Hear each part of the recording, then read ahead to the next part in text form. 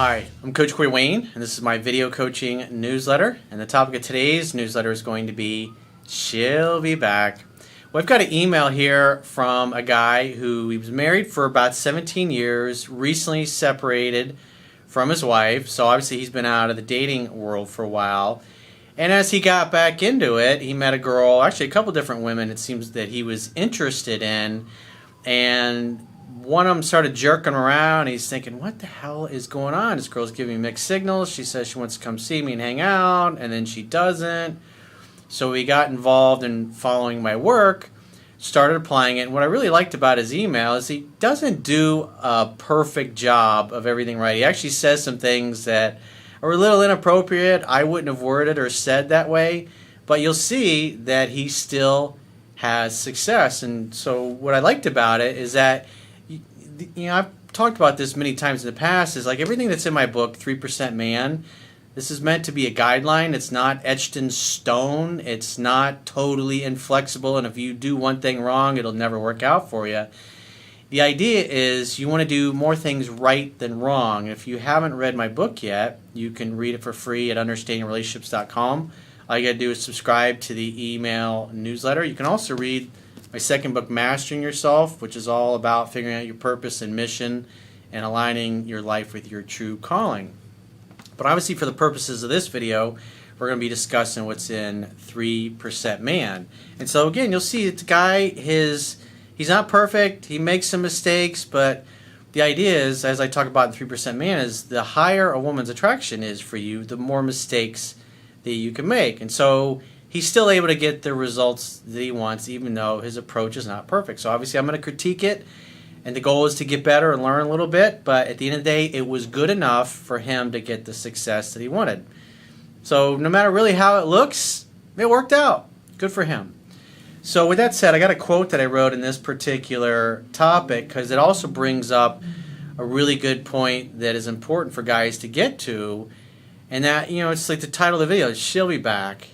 It's the kind of cocky, playful attitude that almost says on some level, I dare you to find somebody better than me. And you let them go. It's why I talk about non-attachment.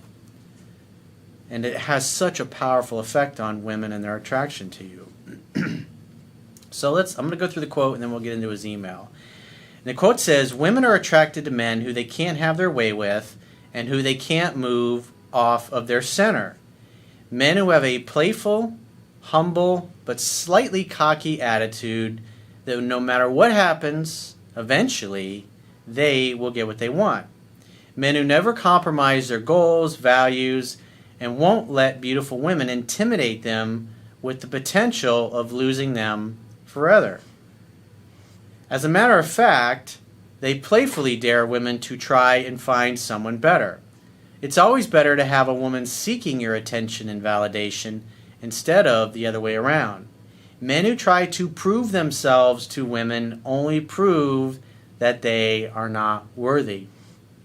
And that last line of the quote about proving yourself to a woman, a lot of guys that would normally, under normal circumstances, be in this guy's situation start doing that. They start rationalizing and trying to explain the value that they bring to the table versus having a take it or leave it kind of attitude. Or like in this guy's case, this woman's jerking around and he stands up to her a little bit in a long-winded way and says it in a way that I wouldn't have, but the bottom line is she got his vibe. She got the point that he was expressing his boundaries and she was violating them, and she tried several times to intimidate him to get him to back off, and to his credit, he wouldn't do that. So he says, Dear Corey, I love the videos and I read the book once. Since I have a semantic memory, I have retained a lot of the info. Well, unless you have a photographic memory, again, you got to read it 10 to 15 times. And as a guy who's about to critique your email, you didn't do everything perfect. You definitely can get better. Don't be getting... I've had people that are pretty smart and have a high IQ come through many times over the year, and like, I don't need to read this fucking thing. I went through it once. I skimmed through it. I'm a smart guy. And yet I end up doing phone sessions with those dudes. So he said, I just wanted to let you know that you're a genius. Here's my story. My wife and I were together for 17 years and we recently separated. Now we are friends and treat each other like brother and sister. After 1 week, she had her replacement guy. Really no big deal. We were over for a lot longer than we would admit. About 3 weeks after, I started talking to a friend of hers, not her best friend. I know the rules. And we got along pretty good. However, each time I asked her to hang out, she came up with excuses. And after the third time, remember, as I talk about in the book, you're going to ask out twice if you get blown off or jerked around. Because you want somebody that's excited to make plans with you. And if you try to make plans twice and they're lukewarm or they won't, you just got to let it be. Give me a call if you change your mind. That's the point where, hey, I've extended an invitation twice and she acts like my invitation is worthless. And therefore, I don't want to spend my time with somebody who doesn't value what I'm bringing to the table. And you got to move on. That's what self-love does. It makes you move on and say, I deserve somebody that reciprocates and cares. I don't care how fucking long it takes, I'm going to find it. That's the attitude that you want to have.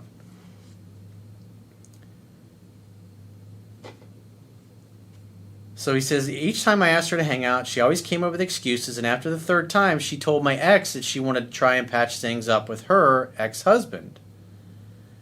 I thought I lost the war, when in reality, I lost the battle. So you hear something like that, you're thinking, oh, she's getting, maybe that's one of the reasons why she wouldn't really set a date, because she's not so sure that things have ended with the ex-husband. It also could have been an excuse. You don't really know. The point being is if you look at her actions, she wouldn't make a date. That's the only thing that matters. Then I found Corey Wayne's videos and it started a chain of events that would change my very course. As I watched the videos and read the book alongside in another tab, I started to learn the rules, being gone for 16 years and not having much experience dating before. Honestly, I never really knew the rules of attracting a girl. My ex liked me quickly, and so did the other girls before her, so I didn't really have to try hard. But this new girl was a mystery, so I turned to the internet and Corey helped me find the error of my ways. Once I learned that attraction comes from comedy, I figured all of my years of watching sitcoms could come into play, and believe it or not, it did. It's not so much repeating or regurgitating what you heard in sitcoms, but those little quips, those things I've used over the years in my videos, some of those things I've picked up from movies or TV shows I watched where I heard something funny. I was like, that's a great line, or that's a great comeback. And you memorize those things because they're funny as well. They're witty, funny comebacks.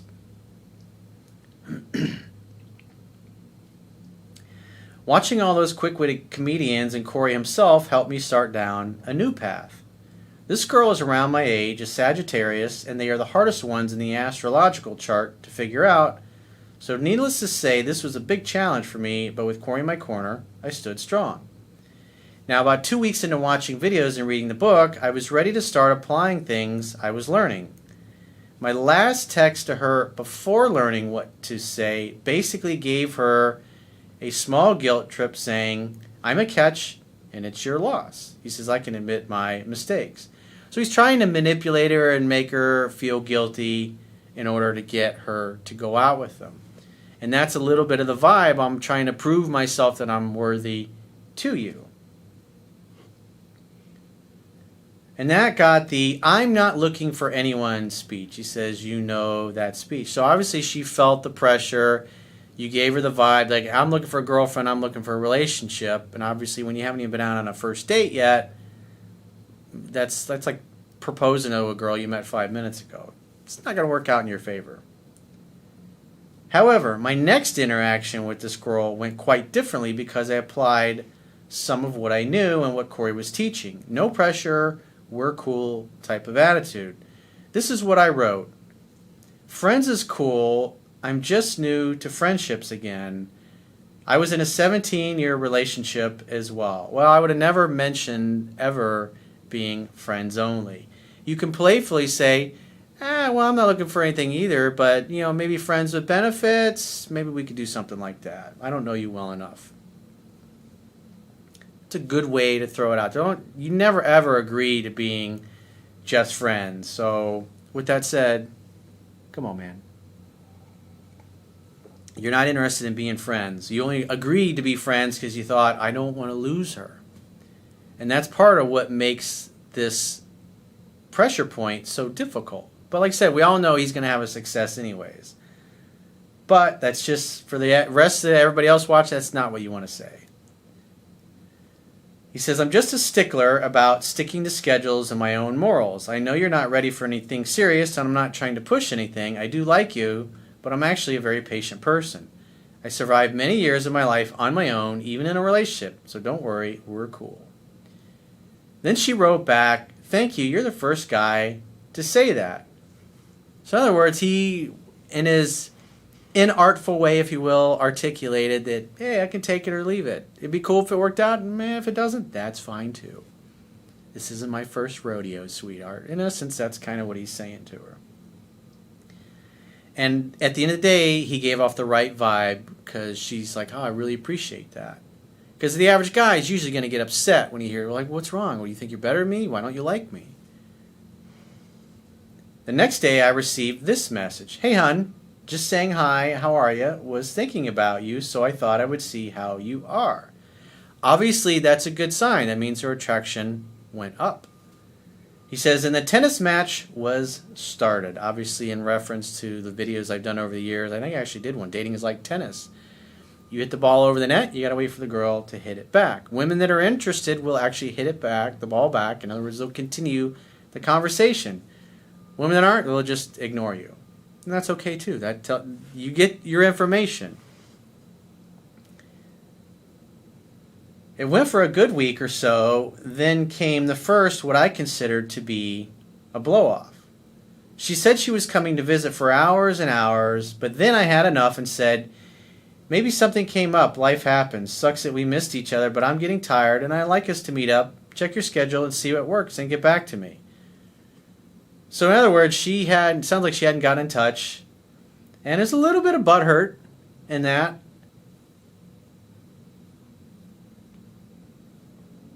Because he's really trying to get her to come over. That's what he wants. And she wrote back, no, I'm not coming. Unless you want to get out of the house and meet me at my house. So you know she's trying to change the plans right out of the book. Remember, he agreed to be friendship when he said, he communicated in essence he's interested in romance. And so this is a common thing that women will do. Oh, I'm not coming to your place, but hey, you can come over to mine. And then you agree to that. And she's like, oh, I'm actually feeling kind of tired. I think I'm just going to go to sleep now. And then they'll take it away as quickly as you jump all over that. So I said, nope, I'm sorry. I told you I have strict morals and time frames, and I'm a man of my word. If you want to hang out another time, that would be great. I'd love to see you. Check your schedule and get back to me. So he's basically saying, hey, we, in essence, had a plan, and you're not sticking to it. You never came over when you said you're going to, so I'm going to go to bed now.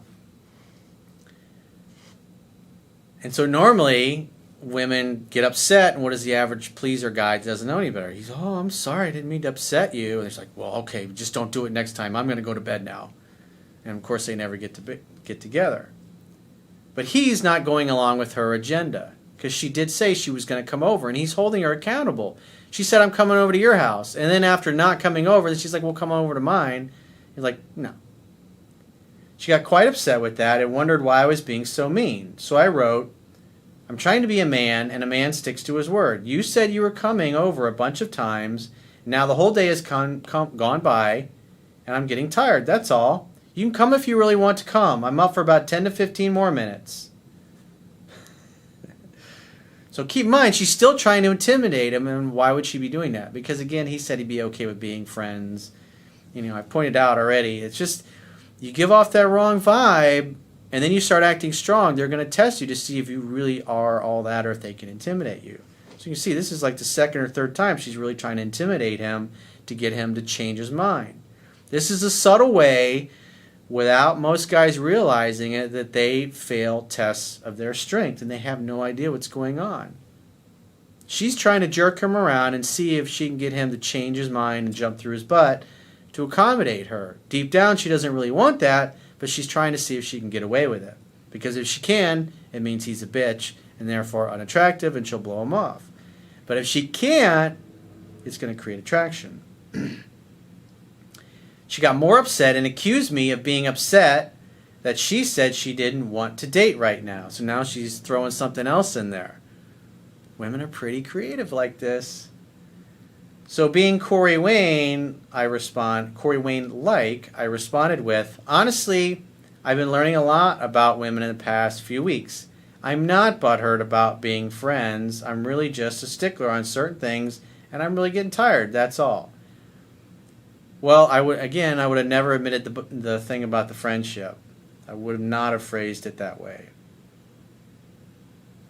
I was like, I'm not upset. I'm just tired. You told me you were coming over, and then you didn't follow through. Your words and your actions didn't match. And I really like nice girls who say what they mean and mean what they say. If you want to come over, I'm going to be up for another 10, 15 minutes. If not, we'll do it some other time. It's okay.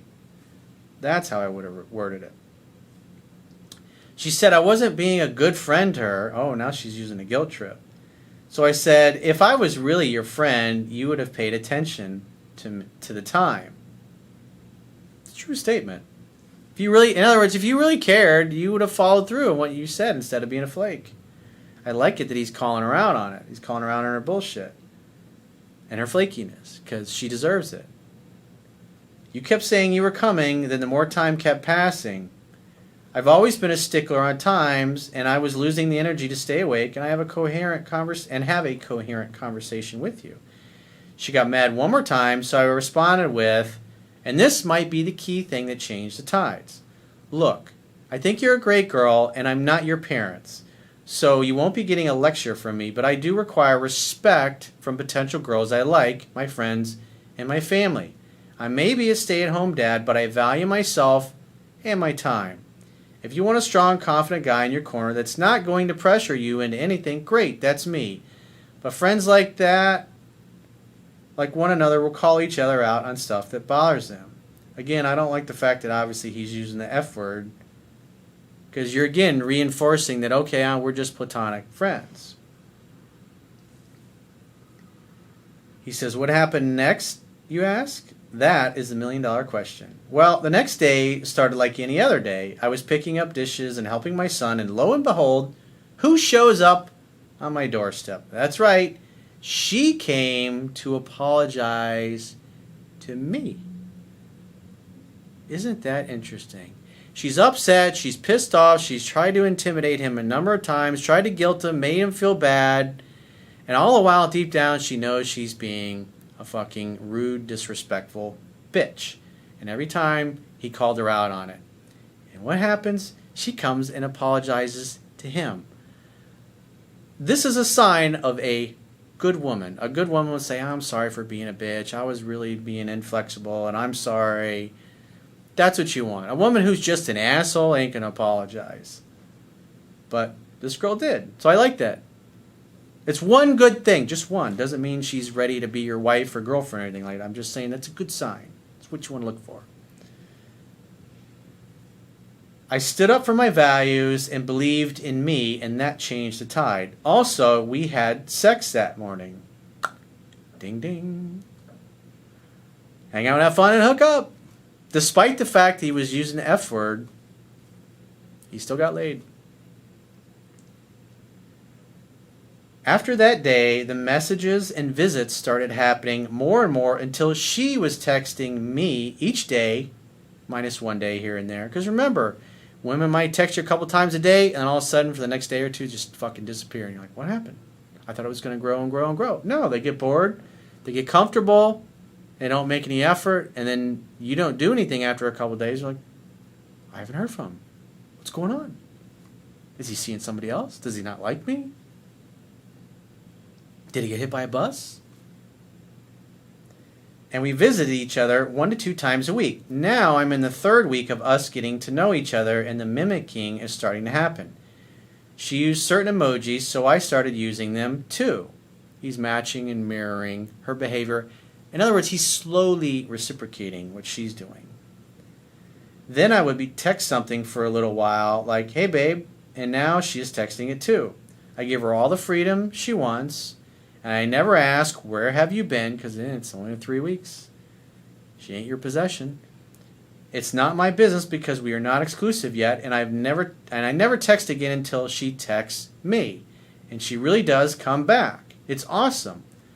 Oh yeah, I was really just want to share this Corey Wayne style joke I thought of and used on her, which has probably helped with the attraction because she laughed at it after. She wrote, Yeah, I know, kidding, and I don't know what to do. I fell off of something in my parents' garage. Long story, I feel stupid about it. So I wrote back, maybe you fell off that pedestal everyone puts you on. Just kidding, you're cool. Talk later. So I don't know what the joke was. That had to do with me. So what do you think? Am I doing good so far? Hey dude, you're getting the milk for free? So other than the F word, I wouldn't have done that, and a couple of things that you phrased that I wouldn't have said that way, but she got your vibe. She felt your strength. She felt the fact that you were not going to let her intimidate you or jerk you around. He says, should I change anything or continue course? Keep doing what you're doing, but you're not as smart as you think you are. You need to read this 10 to 15 times, dude. I'm not fucking around. And because what happens, guys in your situation are like, I'm a smart guy. I read it once. We're getting laid. Everything's great. I don't need to read your damn book. I'm special. I'm smarter than the rest of your viewers, Corey. I don't need to do that. Like I said, you got pickup skills, dating skills, relationship skills, and 3% man, and you need to learn how to transition through all three. It's an art. It's not a science, and if you just went through the book once, I would say you're 99.9999% chance guaranteed to fail in the long run. In other words, what you have right now, you have attainable success, but it won't be sustainable unless you learn the information in the book. And so if you're in a situation you're having some difficulty with, you're getting jerked around, your woman's confusing the hell out of you, and your emotions have got the best of you, and you'd like to get my help, go to my website, understandingrelationships.com, click the products tab at the top of your screen, and book a coaching session with yours truly. Until next time, I will talk to you soon.